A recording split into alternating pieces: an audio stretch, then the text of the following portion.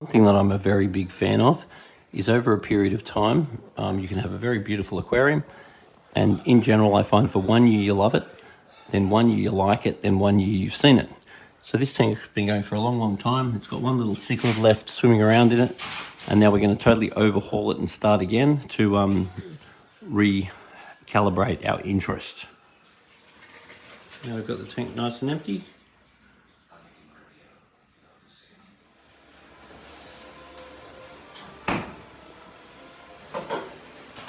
So we've converted this African cichlid aquarium to a tropical fish aquarium because change is king.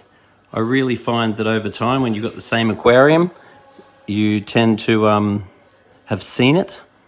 So we've got, at the moment, some swordtails, and we've got one little random cichlid in there. We're hoping that she's going to behave herself, but if she doesn't, she might have to come out.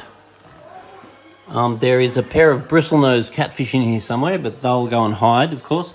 There's a red-tailed black shark, and there is a Pakistani loach and a pair of clown loach. Once again, any sort of fish, when you first put them into a tank, what you're going to expect them to do is hide and group together until they feel comfortable. Now, anytime you're doing anything new with fish, you also want to be keeping an eye on the temperature and keeping an eye on white spot, because when you do anything big with the tank, you stress the fish, and the stress from the fish can definitely cause them to get white spot. So if you see flicking and scratching and you see the fish looking itchy, then you want to treat them straight away with a white spot medication.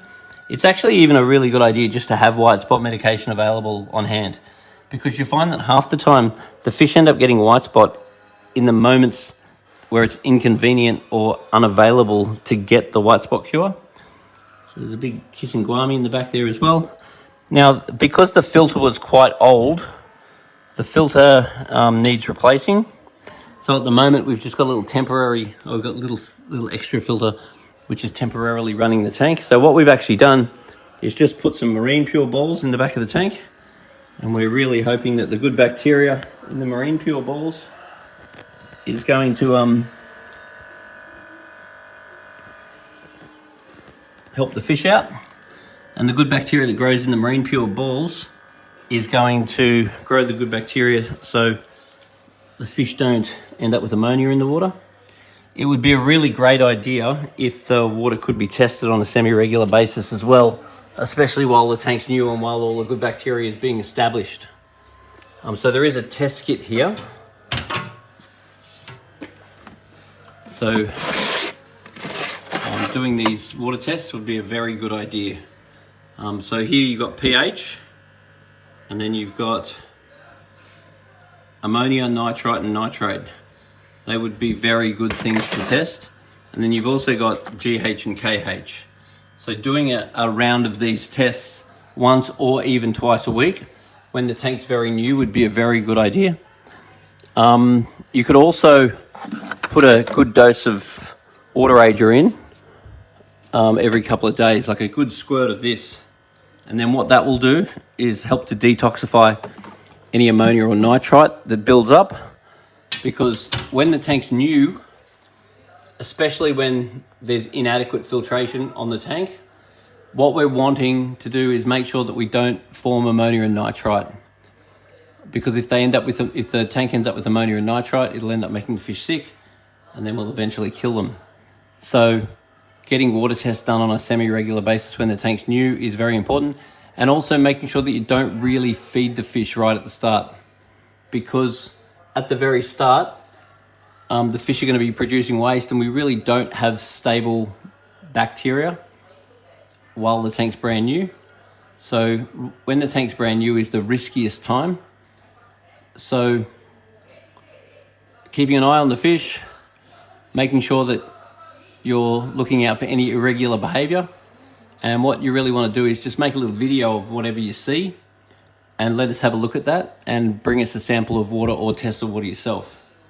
Now the water's a little bit cloudy, which is sort of expected, considering we've just reset the tank up. So it's just all about monitoring this stage, and keeping the light out as much as possible is going to be a good idea right now. And with these tanks without live plants, the less you have the light on, the less algae you get and the cleaner the tank stays. So they're all starting to do what they do now.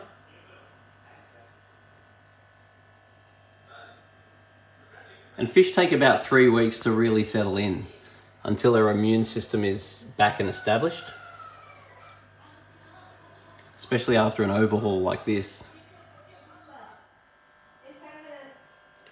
So really try not to have the light on as much as you can. Okay.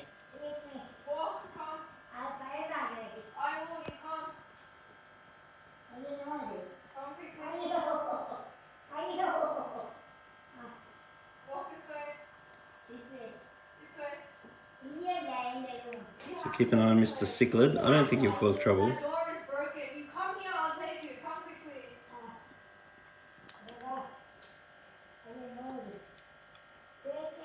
Also, these fish can breed, so sometimes you see little baby ones in there. I thought they are babies. They can't. No, they can breed.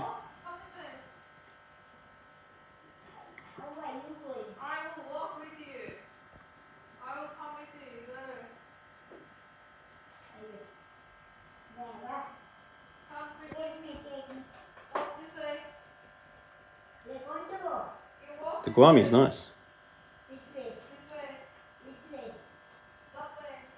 Yeah. Which one is Glamis? The Guami is the big kissing one. Oh. And you can also get these blue Guamis, which are really nice too. Yeah. So anytime you add fish to a tank, what we really recommend you do is wait at least a couple of weeks. Then you bring a sample of water down to Majestic Aquariums with a little video of your tank running, and we'll check over it, make sure it's all okay. And then we let you get some more fish. Then you wait another 2 weeks, and you make sure you don't put too much in at once, and you make sure you do not feed whenever you're adding new fish. You give it a few days and let the fish settle in and let the good bacteria establish. All right, like 5 times a week. So if you can just try not to feed every day and feed the Spectrum probiotics that you've got. And you could drop one of those little wafers in, but not every day. Some days I don't want them to get any food because you want to let them just settle down and eat and clean the environment.